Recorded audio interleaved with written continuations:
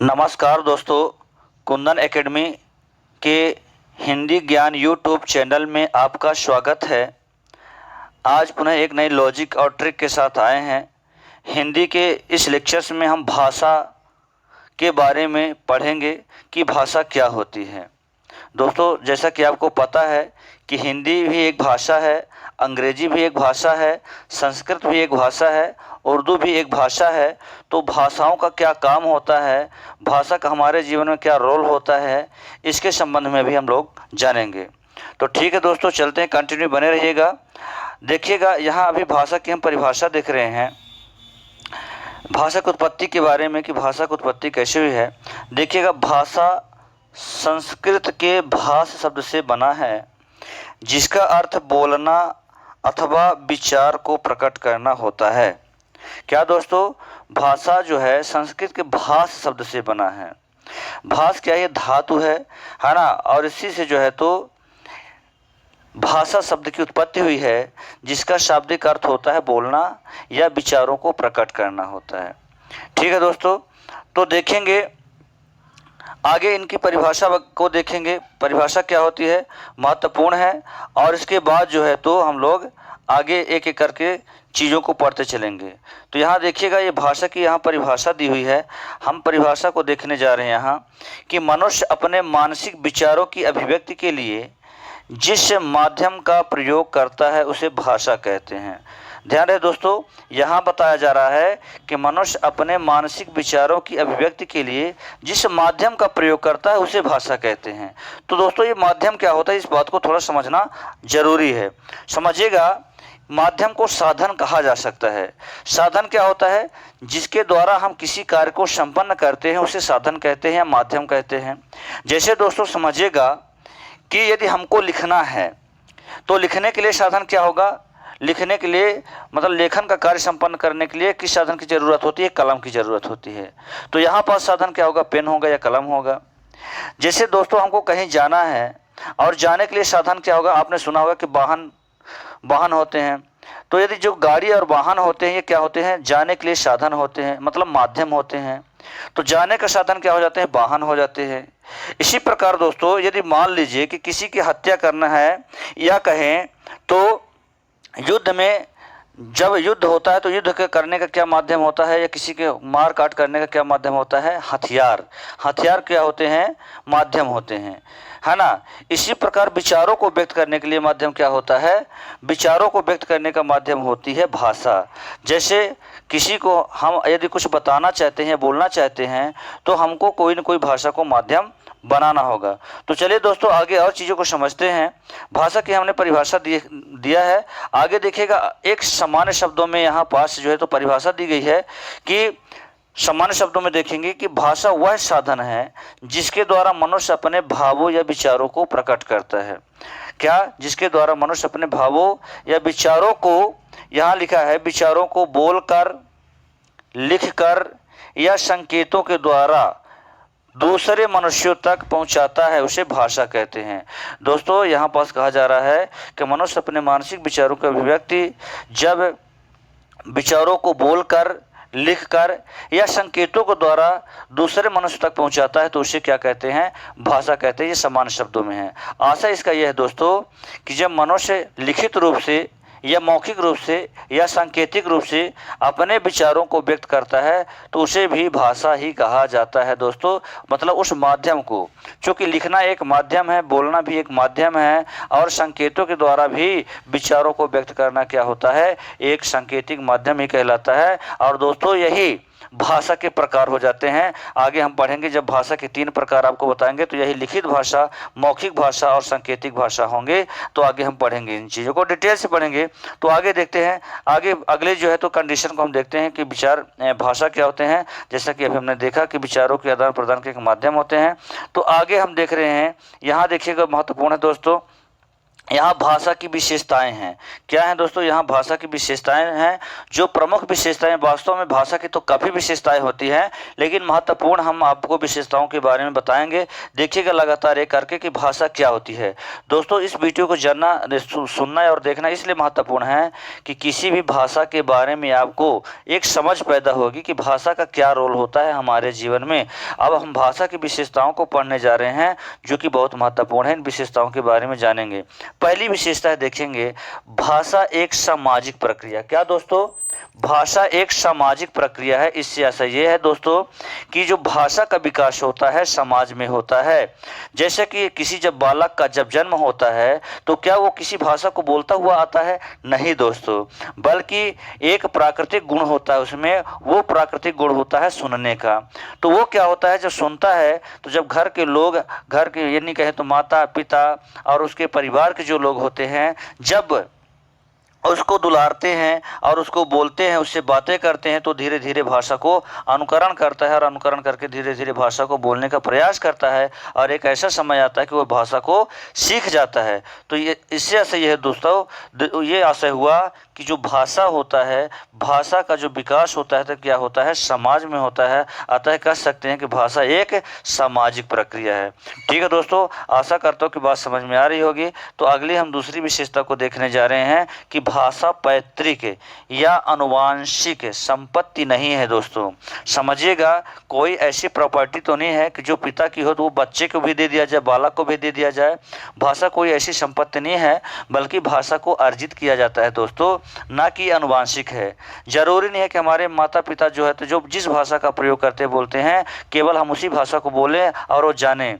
क्योंकि जैसा कि हमने बताया कि जिज्ञासा के माध्यम से और सीखा भी जा सकता है अन्य भाषाओं को। जब हम दूसरी भाषाओं को सीखना चाहते हैं तो उसके लिए मनोवैज्ञानिकों का दृष्टिकोण है कि जिज्ञासा के माध्यम से, अभ्यास के माध्यम से और अनुकरण के माध्यम से किसी भी भाषा को सीखा जा सकता है दोस्तों। तो ये मनोवैज्ञानिक दृष्टिकोण थे। तो कुल मिला के कहना यह है दोस्तों कि दूसरी विशेषता है कि भाषा पैतृक या आनुवांशिक संपत्ति नहीं है। मतलब जो पिता की होगी वो बालक की होगी, जरूरी नहीं है। आगे देखिए दोस्तों, अगली विशेषताओं को हम देखते हैं। यहाँ अगली विशेषता है, तीसरी विशेषता हम देखेंगे, भाषा अर्जित वस्तु है। भाषा अर्जित वस्तु से ऐसे क्या होता है दोस्तों कि भाषा को अर्जित किया जा सकता है। जैसा कि हमने बताया कि ये कोई पैतृक संपत्ति नहीं है, बल्कि भाषा को सीखा जाता है, यानी अर्जित किया जाता है। जब बालक का जन्म होता है तो वो भाषा को समाज के द्वारा, परिवार के द्वारा और बाद में शिक्षक या विद्यालय के द्वारा जो है तो भाषा को अर्जित करता है या सीखता है। तो इस प्रकार से फिर जैसा कि आगे हमने बताया कि जो मातृभाषा उसने सीखा है उसके अतिरिक्त यदि वह किसी भाषा को सीखना चाहता है दोस्तों तो क्या करता है, उसके लिए अलग से भाषाओं को सीखा जाता है, अनुकरण किया जाता है, अभ्यास किया जाता है और क्या किया जाता है, भाषा को सीखने के लिए जिज्ञासा उत्पन्न करनी होती है। तो ये तमाम भाषाओं को सीखने की क्या होते हैं, मनोवैज्ञानिक दृष्टिकोण होते हैं दोस्तों। तो भाषा कोई पैतृक संपत्ति नहीं है, बल्कि क्या होती है, भाषा एक अर्जित संपत्ति है जिसको अर्जित किया जाता है, यानी सीखा जाता है।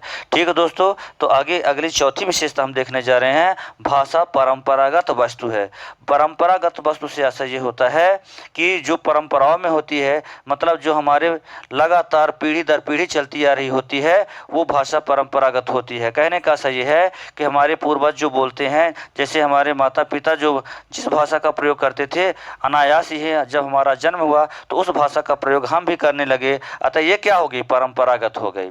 ठीक है दोस्तों, तो जो एक पीढ़ी के बाद दूसरी पीढ़ी में जो भाषाओं का ट्रांसफर होता है, स्थानांतरण होता है, उसे क्या कहते हैं, परंपरागत कहते हैं। तो भाषा एक परंपरागत वस्तु है। आगे दोस्तों अगली विशेषता, पांचवी विशेषता है, देखते हैं कि भाषा परिवर्तनशील होती है। दोस्तों भाषा परिवर्तनशील से ऐसा ये होती है, भाषा के परिवर्तनशील होने के प्रमुख दो कारण होते हैं। क्या होते हैं, एक तो स्थान होता है दोस्तों और दूसरा क्या होता है, समय होता है।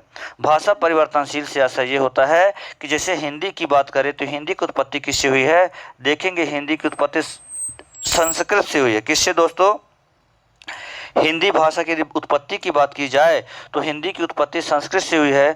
संस्कृत के बाद कौन कौन सी भाषाएं आए, हम एक क्रम में आपको यहाँ दिखाते हैं कि संस्कृत, यहाँ देखिएगा दोस्तों कि हिंदी का उत्पत्ति कहाँ से हुई है, संस्कृत से हुई है। और संस्कृत के बाद कौन सी भाषा बनी है, पाली भाषा बनी दोस्तों। और पाली भाषा के बाद कौन सी बनी है? प्राकृत भाषा बनी है। प्राकृत के बिगड़ने से कौन सी भाषा बनी है? अपभ्रंश बनी है। और अपभ्रंश के बिगड़ने से अवहट्ट बनी है। अवहट्ट के बिगड़ने से प्राकृतिक या प्राचीन या प्रारंभिक हिंदी बोली गई, जब डिंगल पिंगल हुआ करती थी या आदिकाल या वीरगाथा काल की भाषा हुआ करती थी। फिर ब्रज अवधि होते हुए क्या होता है कि खड़ी बोली का प्रयोग होता है। फिर जो है खड़ी बोली आज जो है तो मानक हिंदी के रूप में बोली जाती है। तो कहना मैं ये चाहता हूँ दोस्तों कि एक समय था कि जब संस्कृत बोली जाती थी, फिर कई वर्षों बाद पाली में बदल गई संस्कृत। जब गौतम बुद्ध का जमाना हुआ करता था और पाली जो है तो प्राकृत में बदल गई, प्राकृत के बाद अपभ्रंश आई, तो इस भाषा को परिवर्तनशील होती है। हमने क्या कहा? भाषा जो होती है तो परिवर्तनशील होती है। मतलब क्या हुआ कि भाषा सदैव एक जैसे नहीं रहती है। कई वर्षों बाद, जैसे कहें तो 500 या 1000 वर्षों बाद धीरे धीरे भाषाएं क्या होती हैं? परिवर्तित होती रहती हैं।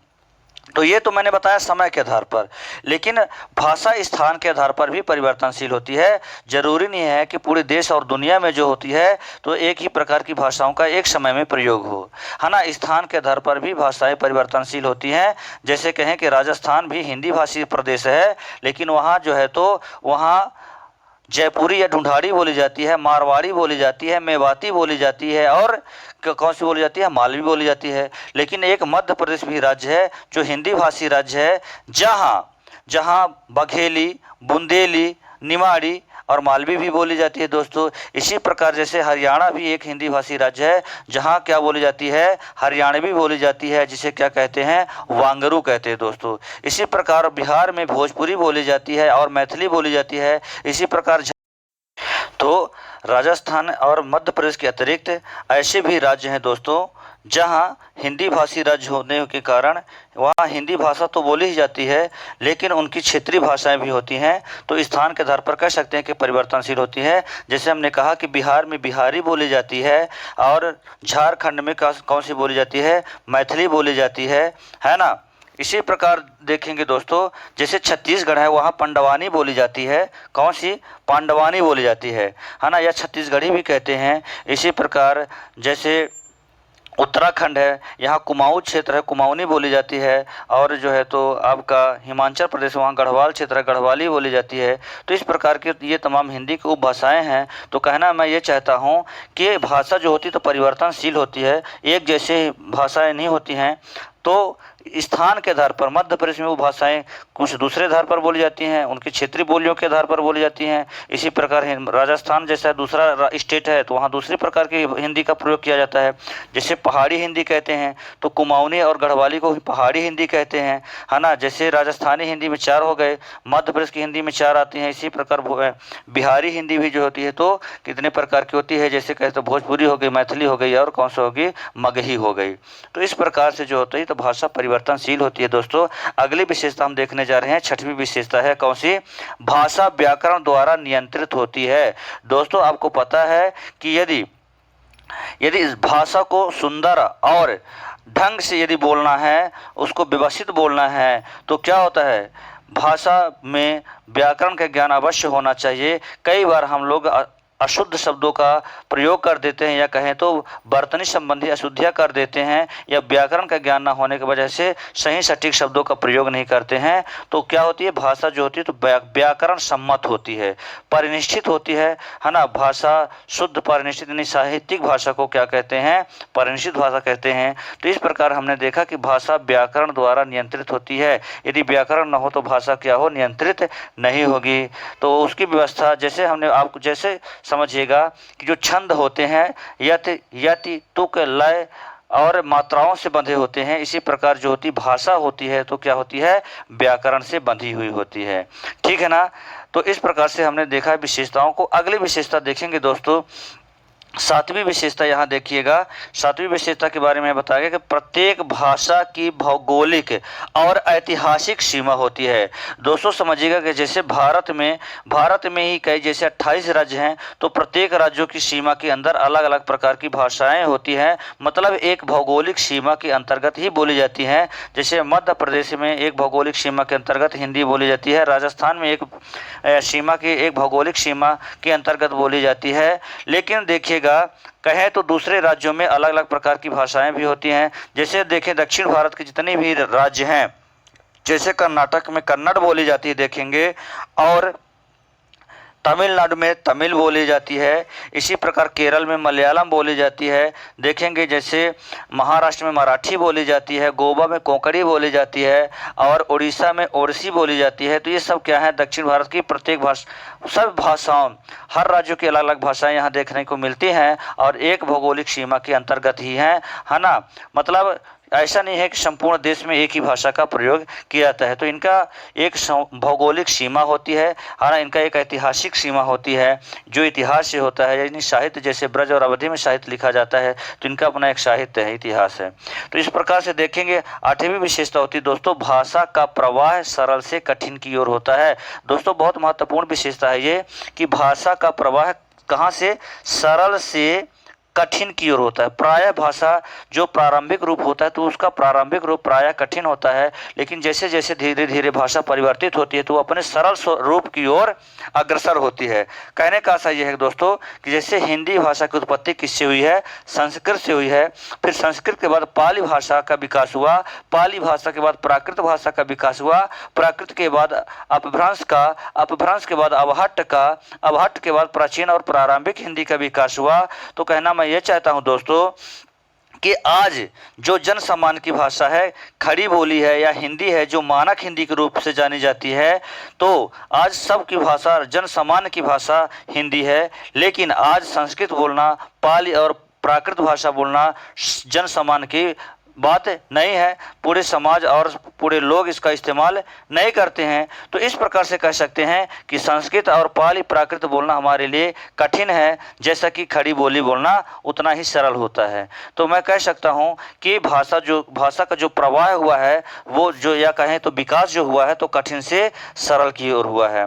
तो प्रायः जो जन सामान्य की जो भाषा होती है वो सरल होती है, बाकी जो बीती हुई होती है तो क्या होती हैं, वो भाषाएं जो होती हैं तो प्रायः अपेक्षाकृत कठिन होती हैं। आगे देखेंगे 9वां प्रकार है भाषा का। यहाँ देखेंगे भाषा का अंतिम स्वरूप नहीं होता है। दोस्तों जैसे कि अभी हमने बताया कि भाषा का स्वरूप कभी जिन भाषाओं की उत्पत्ति हो गई है या निर्माण हो गया है उस भाषा का कभी अंत हो ही नहीं सकता है।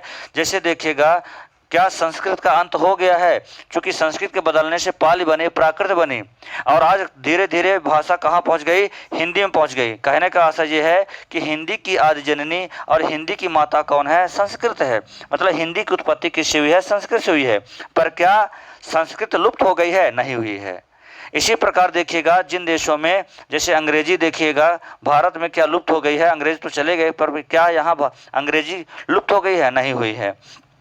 तो पाली भाषा प्राचीन काल में बोली जाती थी। आज भी जो बौद्धिस्ट देश हैं, जो बौद्ध धर्म को मानने वाले देश हैं, वहाँ आज भी पाली भाषा जो है तो बोली जाती है। जैसे थाईलैंड हो गया, मलेशिया हो गया, इंडोनेशिया हो गया, श्रीलंका हो गया, चीन हो गया, जापान हो गया, ऐसे देश हैं जहाँ पाली भाषा आज भी वहाँ बोली जाती है। तो ठीक है दोस्तों, किसी भी भाषा का कहना मैं ये चाहता हूँ कि अंतिम स्वरूप नहीं होता, कभी अंत हो ही नहीं सकता। जिस भाषा की उत्पत्ति हो गई है वो कभी अंत होती नहीं है। पाली प्राकृतिक आज भी बोली जाती हैं, संस्कृत आज भी बोली जाती है ना। तो जरूरी नहीं है भाषा जैसे आज हिंदी है, हो सकता है कि कुछ वर्षों बाद, हजारों और 500,000 वर्षों बाद जो है तो हिंदी भाषा भी कि कोई ऐसी पॉपुलर बोली उसकी पॉपुलर हो जाए, ज़्यादा उसमें साहित्यिक प्रयोग होने लगे, तो वो हो सकता है कि हिंदी की स्थान ले सकती है, भाषा परिवर्तित हो सकती है, क्योंकि भाषाएं परिवर्तनशील होती हैं दोस्तों। तो आगे देखते हैं, अगले 10वीं विशेषता है भाषा की। 10वीं विशेषता देखेंगे, भाषा भाव संप्रेषण का साधन होती है। दोस्तों क्या भाषा भाव संप्रेषण का साधन होती है, या कहें विचारों के आदान प्रदान का साधन या माध्यम होती है। अभी हमने आपको बताया था कि साधन क्या कहते हैं, साधन मतलब माध्यम होता है।